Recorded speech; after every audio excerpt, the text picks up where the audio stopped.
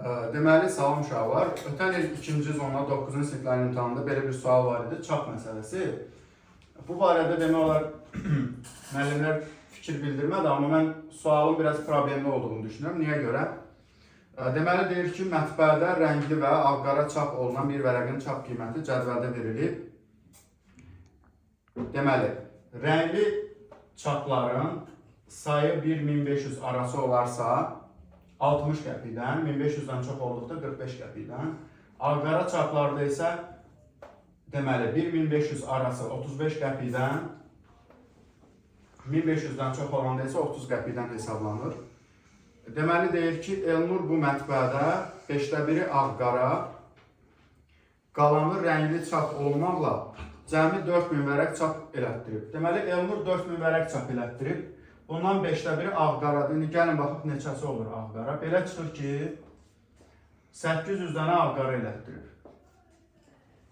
800 ağ-qara elətdirib. Yerdə qalan 3200 vərəq isə rəngli çap olunub. Normalda hər kəs belə izah elədi ki, ağ-qara vərəqlərin sayı 1-1500 arasında olduğu üçün 35 qəpikdən hesablanacaq. Yəni 800 vurulsun 0,35.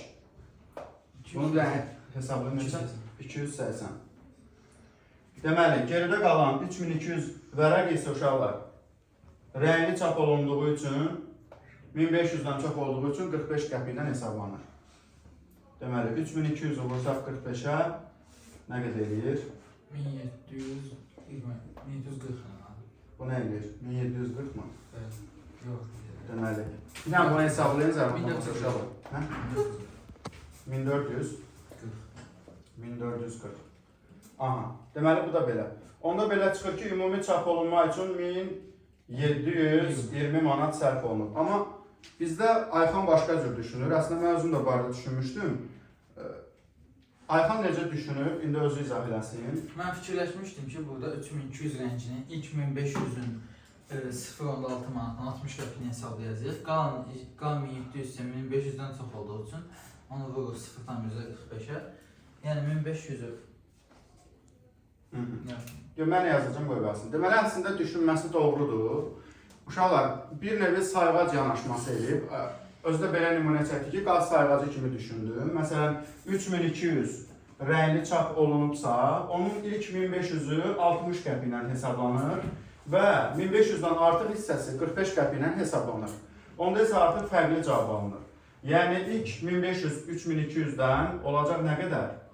1500-ü vurulsun 60 qəpik 0.6 üzərinə gəlinsin. Qalır geridə 1700-ü. 1700-ü də hesablanır 45 qəpiklə.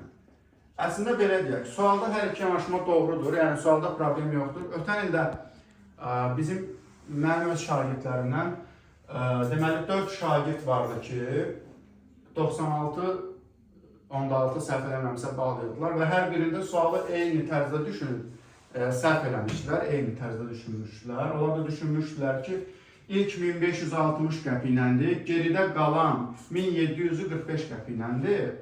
Yəni, sual ikilidir, yəni belə deyək, burada problem uşaqlarda deyil, problem timdədir. Dövlət İmtahan Mərkəzinin tərtib elədiyi sual, belə deyək, bir növ desək, iki başlı sualdır. Yəni, burada konkret bir cavabı yoxdur sualın. Ümumiyyətlə, amma düşünürük ki, imtahanda belə olmamalıdır da, yəni, sualın konkret bir cavabı olmalıdır. Məsələ sualın balında deyil, bal məsələsində deyil. Problem oradadır ki, uşaq bu sualı düşünməkdə, bu suala kifayət qədər vaxt çox sərf edir. Məsələn, bu sual kifayət qədər vaxt alan bir sualdır. Bizim üçün asandır burada, amma şagird üçün əlbəttə çətindir, imtahan stresi və s. Şagird bu suala bir 10 dəqiqə vaxt sərf edirsə, belə deyək, o 10 dəqiqə ərzində digər məsələn suallardan bir neçəsini yaza bilərdi. Yəni, təkcə bal məsələsi deyil, həm də vaxt məsələsidir. Belə deyək, sualı mən yanlış olduğunu yox, iki başlı olduğunu düşünürəm. Yəni, bu sualın iki cavabı var. Belə, bu şəkildə. Ümid edirik, bu il belə suallarla qarşılaşmarıq.